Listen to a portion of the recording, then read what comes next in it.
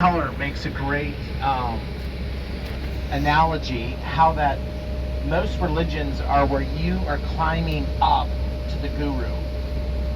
And can you imagine coming to the port and you get off and then you start the long journey up with your offerings so that you're making your way up to the God.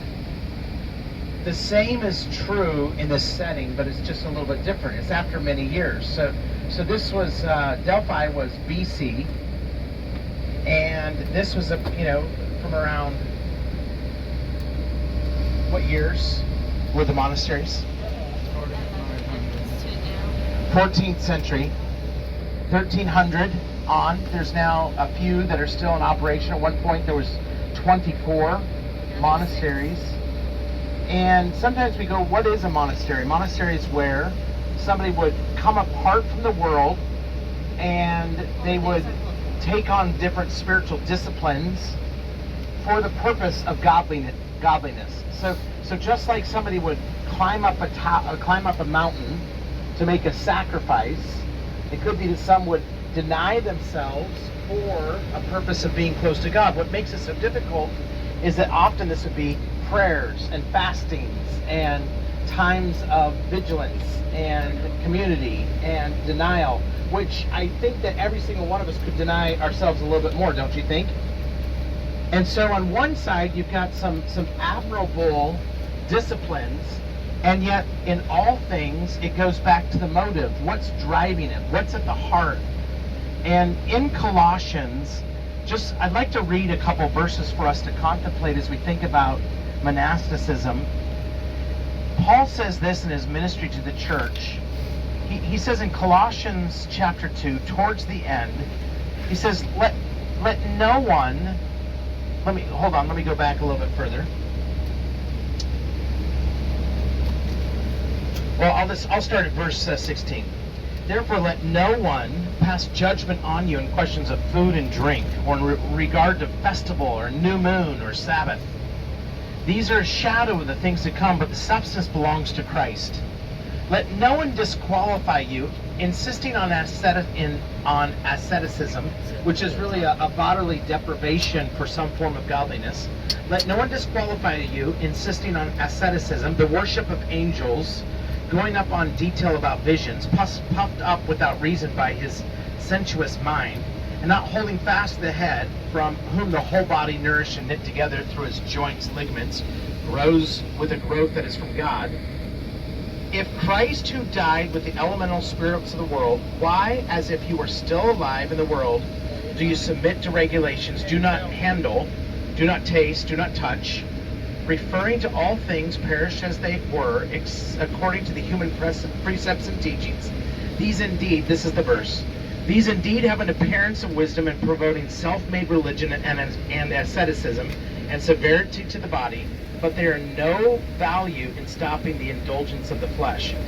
So we've got to keep in mind that those things, such as fasting, prayer, etc., can be means for us to seek the Lord. What does he say? He says they have an appearance of wisdom in promoting self-made religion and asceticism and severity to the body, but they have no value in stopping the indulgence of the flesh. The flesh cannot stop the flesh. But you know what? Jesus can. And he goes on, and in Colossians 3, he says, if you've been raised with Christ, if you're a believer, if the Spirit of God is in you, seek the things which are above. Set your mind on things above. And you know what? Sometimes it's really helpful to come apart so you can seek the Lord. But what's the motive that's driving you? What purpose to those things? And even in this passage of Scripture, verse 5, he says, put to death, therefore, what is earthy within you. And he gives this whole list of different types of sins. And so, historically, Christians have always wrestled with the world. Some of us have been really absorbed by the world. Like we just have no conscience, no discernment. We just totally let the world take over. But some of us, on the other end, they say, okay, the way I'm going to be spiritual is I'm going to totally avoid the world. And both of those are not what we're called to do. On one side, we're not supposed to be absorbed, and the other side, we're not supposed to avoid. but rather we're supposed to walk in the Spirit. We're to walk in the Spirit, and by walking in the Spirit, we actually cultivate an ability to have discernment, so that we can really begin to tell when is it when the world, Jesus said it's not what goes in a man, but what comes out. And do I have the discernment to realize what is really coming out of my life? Is the works the flesh? Well, maybe I should avoid the things that are going in. Is it the fruit of the Spirit? Am I putting enough of the truth in my life that the fruit of the Spirit is what's coming out? And so I think that there's no slam dunk answer for any of us. There are times that some of us on the bus should probably stop watching all that we're watching. And then there's other times that maybe that there's not that same restriction. It's not as quick as an in or out. It's actually as a walk in the Spirit. What does cause you to meditate on things from below rather than things above? What causes you to love the things that you're supposed to kill rather than participate in? And so as we approach this and as we look at these monasteries, there's aspects of discipline that maybe we need, and yet none of those disciplines can ever make us like Jesus. And then there's things that we probably need to eliminate because of the finished work of Jesus Christ. Colossians would be a great book for us to look at in your own time as you think about this topic. Brian, you got some thoughts? By the way, I think it'd be great if you've got some questions on this. I think especially as it relates to Eastern Orthodoxy or so forth, just seek me or Brian out. We'd love to talk about it.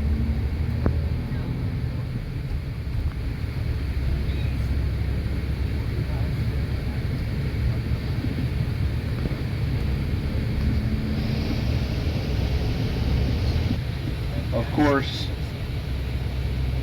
when Constantine became, you could say, the emperor and legalized Christianity with the Edict of Milan in 313, part of this was what brought about monasticism. Basically, with Constantine, the external growth of Christianity exploded. There was a loss of any risk anymore for being a Christian. However, it did lead to a mixed multitude. Now people were wanting to become Christians, and worldliness became an issue, and monasticism started to rise.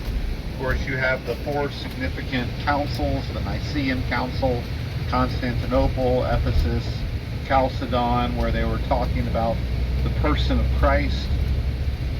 You had the start of Romanism, which is what we would call Catholicism, which was a process, a natural development, an example of Satan's work of deception, the materializing of the spiritual, where they started to materialize that. And of course, Romanism, or what we would call Catholicism, was the old covenant, the works righteousness introduced.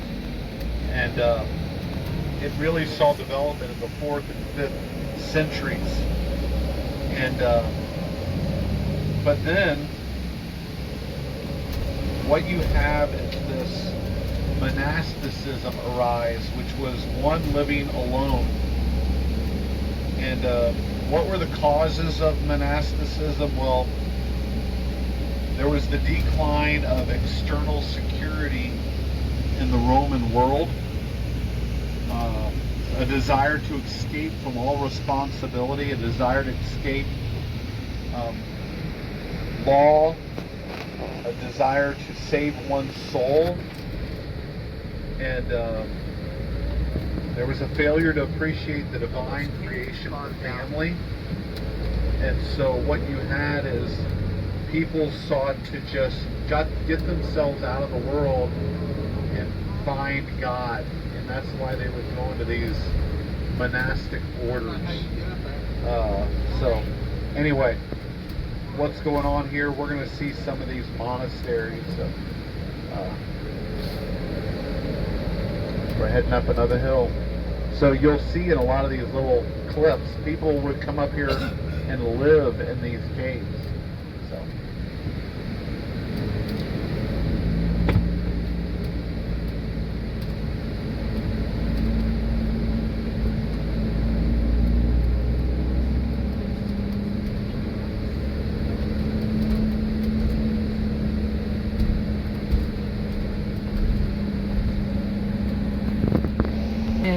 reach the grottos that they used to reside and accommodate. It's one of the steepest, and can you see how even sometimes in the 19th and early 20th century there were visitors.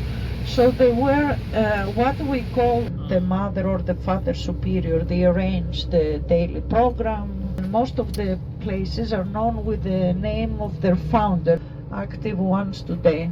And I repeat, two have nuns that are here. The day of the monks and the nuns, it starts very early, around 4 a.m. and finishes early in a way. So yes, there is the call for the day to start. Let's say it's a kind of a sound, not of a bell, of a gong. And of course these sounds leave the social, let's say, life and everything. Goes to the Holy Trinity